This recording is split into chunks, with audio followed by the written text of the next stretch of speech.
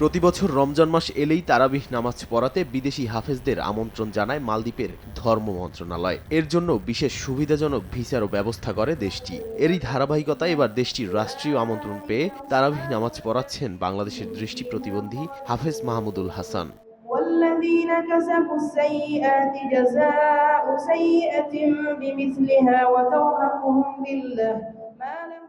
প্রথম রোজা থেকে মালদ্বীপের হুলহুমালে শহরের আল ওয়ালিদাইন মসজিদে তারাবিহ নামাজের ইমামতি করছেন ১৯ বছর বয়সী দৃষ্টি প্রতিবন্ধী হাফেজ শেখ মাহমুদুল হাসান আশরাফি। তিনি কিশোরগঞ্জের অষ্টগ্রাম উপজেলার আদমপুর ইউনিয়নের বাসিন্দা। দেশটির ধর্ম মন্ত্রণালয় গত ১৬ ফেব্রুয়ারি এই মসজিদে তারাবিহ নামাজ পড়াতে আমন্ত্রণ জানান।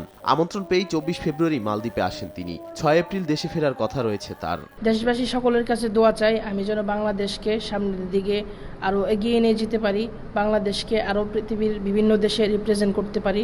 বাবা ও মাদ্রাসার ছাত্রদের সহায়তা শুনে শুনে কোরআন মুখস্থ করেন মাহমুদুল। পরবর্তীতে তিনি ২০২৩ সালে ইরানে অনুষ্ঠিত ৩৯তম আন্তর্জাতিক কুরআন প্রতিযোগিতায় ৮০টি দেশের ১৫০ প্রতিযোগীর মধ্যে তৃতীয় হন।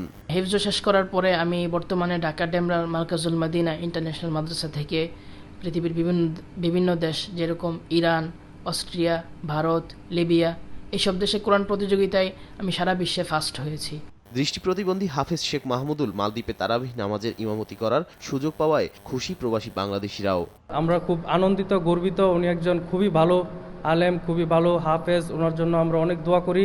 ওনার তেলাওয়াত অনেক সুন্দর, ওনাকে নিয়ে আমরা অনেক গর্ববোধ করি বাংলাদেশিরা। মালদ্বীপের ধর্ম মন্ত্রণালয়ের সঙ্গে যোগাযোগ করে আগামীতে এই সুযোগ আরও প্রসারিত করার কথা জানান বাংলাদেশ হাই কমিশন। ভবিষ্যতে আমরা চেষ্টা করব যে এখানকার যে ইসলামিক মিনিস্ট্রি আছে তাদের মাধ্যমে বাংলাদেশ হাই কমিশনের মাধ্যমে ইসলামিক মিনিস্ট্রির সাথে যোগাযোগ করে যাতে আরও বেশি সংখ্যক হাফেজ আমাদের মালদ্বীপে নিয়ে আসা যায়। ভিনদেশের মাটিতে এই দৃষ্টি প্রতিবন্ধীর অসাধারণ অর্জন কেবল তার ব্যক্তিগত সফলতা নয়, এটি বাংলাদেশের জন্যও গর্বের বলে মনে করেন সংশ্লিষ্টরা। সময় সংবাদ, মালদ্বীপ।